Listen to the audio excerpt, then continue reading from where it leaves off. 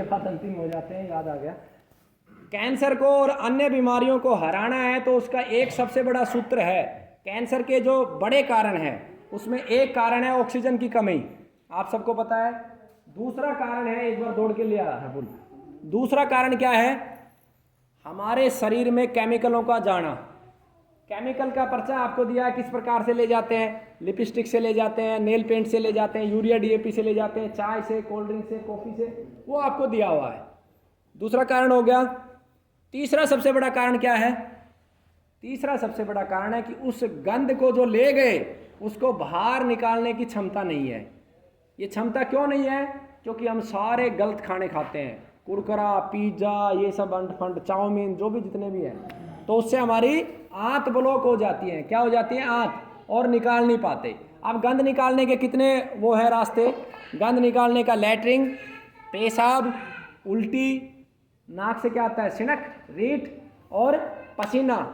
अब पसीना तो सबने बंद ही कर दिया, कोई एक्सरसाइज या खेती का काम तो कोई करते नहीं है। ये धर्म का हिस्सा है, मेहनत करना ये भी धर्म का हिस्सा है, क्योंकि अपने शरीर को ठीक रखना ये धर्म है, ये धर्म का हिस्सा है।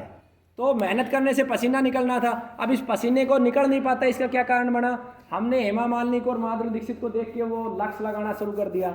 अब ये लक्स कैसे मारता है आपको पता है, कि जैसे आप इसको रगड़ते हो तो जो हमारे रोम छिद्र हैं ये सब में वो केमिकल घुस जाता है और पसीना निकलना बंद हो जाता है। एक तरफ तो आपकी त्वचा के अंदर जहर घुस गया, वो आपको त्वचा कैंसर बनाएगा, अन्य बीमारी, और दूसरी तरफ जो बीमारी निकालने का रास्ता था वो बंद कर दिया हमने। तो इसके स्थान पर आप मुल्तानी मिट्टी से स्नान करोगे। तो ये 3 कारण हैं, इनके माध्यम से आप ठीक हो सकते हो। अब इसमें से एक जो ऑक्सीजन की कमी है उसका एक प्रकल्प गुरुकुल ने लिया है, ईश्वर उसको पूरा करवाए कि हर साल गुरुकुल 1 लाख पेड़ लगाएगा, ठीक है, और प्राथमिकता से बड़, पीपल, नीम लगाएगा, ठीक है। और उसकी पहली जो कड़ी है वो गुरुकुल का 4था स्थापना दिवस है। अब तक हम 30,000 पेड़ इस साल में लगा चुके हैं और वैसे भी हम 2 लाख से ज़्यादा पेड़ पौधे लगा चुके हैं। उसकी पहली कड़ी 9 अक्टूबर को शरद पूर्णिमा वाले दिन हम एक Guinness book of world record बनाएंगे। 1 ही मिनट में हम 1111 त्रिवेणी लगाएंगे। तो इस दिन आप हमारी 2-3 मदद कर सकते हो। 1111 त्रिवेणी, त्रिवेणी क्या होती है, 3 पेड़ों का संगम होता है। जैसे कभी 2 नदियों का संगम होता है, ठीक इसी प्रकार से 3 पेड़ों का संगम होता है, जिसमें बरगद होता है, पीपल होता है और नीम होता है। इन तीनों पेड़ों का जब संगम होता है तो पहला फायदा 2.5-3 करोड़ की ऑक्सीजन 1 साल में जनरेट करेगा। दूसरा, एक बरगद का पेड़ पे लगभग 5 लाख से ज़्यादा जीव रहते हैं, छोटे छोटे जीव, उसकी बरबंटी में भी जीव रहते हैं, उनका घर होता है, यानी कि जीवों की संख्या बढ़ा दी। तीसरा फायदा आपकी फर्टिलिटी को भी इम्प्रूव करता है। और जो सबसे बड़ा फायदा इस त्रिवेणी का है, इन तीनों की हवा जो है वो आपस में जब टकराती है और जब वो हवा रिलीज होती है समाज के लिए, तो वो ऑक्सीजन के साथ साथ, किसके साथ साथ, ऑक्सीजन के साथ साथ एक ऐसा वातावरण जनरेट करती है जो पॉजिटिव एनर्जी भी है, नेगेटिव एनर्जी को बाहर भी निकालती है, एंटी कैंसरस हवा भी है वो, एंटी डिजीज हवा भी है वो, तो उसका विशेष लाभ है। तो उसमें आप 9 अक्टूबर को यहाँ आकर लगवा सकते हैं।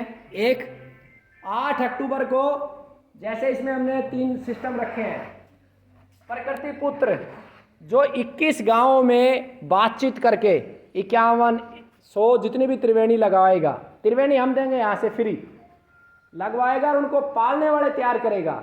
या कोई एक ही गांव ऐसा मिल गया जहाँ पे 21 त्रिवेणी लगा के 21 लोगों को तैयार कर देगा कि मैं हूँ इनका पालने वाला, उसको हम प्रकृति पुत्र का सम्मान देंगे, ठीक है। और जो एक त्रिवेणी लगाएगा और उसको पालेगा वो पर्यावरण मित्र कहलाएगा। और जो देखिए, संभव नहीं है कि हम शरीर से कुछ कर पाए, है ना। आपको पता है गुरु गोविंद सिंह जी को और उनके बच्चों को जहाँ खत्म किया गया था, उस खान की कोई व्यक्ति था जिसने अरबों खरबों रुपए दे दिए थे, क्या नाम था उनका, टोडरमल। आज भी नाम लिया जाता है ना, कर्ण का नाम भी बहुत गर्व से लिया जाता है ना। भले ही वो अधर्मियों के लिए लड़ रहा था, लेकिन उसकी एक बात आज भी कर्ण हर किसी के चित्त पे रहता है और मुझे तो हर समय याद रहता है। सिर्फ उसका दान देने के कारण। और महाराणा प्रताप की भी किसी ने सहायता की थी, राजीव दीक्षित जी की भी बहुत लोगों ने सहायता की थी, तभी वो इस पूरे देश के सिस्टम को बदलने के लिए प्रयास कर पाए, है ना। तो जो शरीर से नहीं कर सकता, जो समय नहीं दे सकता, वो अपने पूर्वजों की याद में त्रिवेणी का दान दे सकता है। ये लगभग 110 रुपये से 101 के बीच में बरगद आएगा, पीपल आएगा, नीम आएगा, यानी तीनों पेड़ों की लागत मिला के 21,000 रुपये किराया लगेगा। शायद कल पेड़ यहाँ पहुँच जाएंगे। 311 रुपये लगभग, ये एग्जैक्ट सही होगा इसका मैं नहीं कह सकता, 20-30 रुपये ऊपर भी हो सकता है, नीचे भी हो सकता है, एक त्रिवेणी की लागत आएगी। तो वो त्रिवेणियों का दान भी कर सकता है, क्योंकि ऐसा नहीं है कि गुरुकुल के पास पैसा नहीं है। ये भी स्पष्ट कर दूं, मेरे पास पैसा है, लेकिन मेरा एक नियम है कि चिकित्सा से जो पैसा आया उसको मैं केवल चिकित्सा के उत्थान पे, मैं ये जो इतना बड़ा रिसर्च संस्थान बना रहा हूँ, दिल्ली में सम्मेलन हुआ, अगला सम्मेलन हरिद्वार में है, भारत के प्रत्येक राज्य में ये सम्मेलन होगा और उसके बाद प्रत्येक विश्व के प्रत्येक देश में ये सम्मेलन होंगे। क्योंकि जरूरी नहीं है कि आयुर्वेद के ही डॉक्टर श्रेष्ठ हैं, आयुर्वेद से भी श्रेष्ठ डॉक्टर एलोपैथी के भी हैं। 22 MBBS MD डॉक्टर हमारे संगठन में शामिल हुए हैं।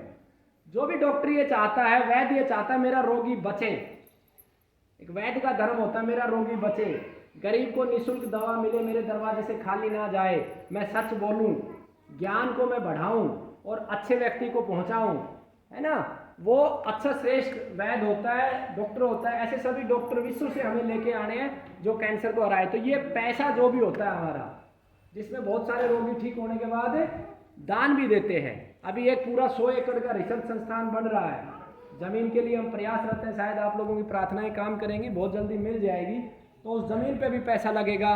वो रोगी जो ठीक होते हैं वो दान देते हैं, उनके माध्यम से जो ठीक नहीं हो पाते वो भी सहयोग करके जाते हैं। पीछे एक हिमाचल का 36 साल का युवक खत्म हुआ था, उसका पिता हिमाचल से चल के और यहाँ आया, बेटा खत्म होने के बाद बहुत सारे लोग तो गाड़ियां भी निकालते हैं, ये गुरुकुल लूट के खा गया, ये खा गया, 10,000 ले लिए, 15,000 ले लिए, लेकिन उस व्यक्ति का बच्चा 36 साल का नौजवान खत्म होने के बाद भी यहाँ आया और धन्यवाद भी करके गया और आशीर्वाद भी दे के गया कि मुझे लगता है कि आप इसका सोल्यूशन निकालोगे। एक उम्मीद उन्होंने मेरे ऊपर रखी। तो इसलिए वो पैसा हम ऐसी एक्टिविटियों में खर्च नहीं करते हैं। वो केवल एक चिकित्सक का धर्म होता है कि उसके पास जितना भी पैसा चिकित्सा से आए केवल रोगियों के कल्याण के लिए खर्च हो, कि रोगी कैसे ठीक हो। तो ये एक इनडायरेक्ट वे है कैंसर को रोकने का। तो इसलिए उस पैसे को मैं वहाँ खर्च नहीं करना चाहता और आज तक ऐसा हुआ भी नहीं। जो ईश्वर से मांगा वो मिला नहीं, ईश्वर देता है। तो आप इसमें सहयोग कर सकते हो और लोगों को भी प्रेरित कर सकते हो, ठीक है। तो ये आपसे प्रार्थनाएं थी। आप सबका बहुत बहुत धन्यवाद। वंदे मातरम।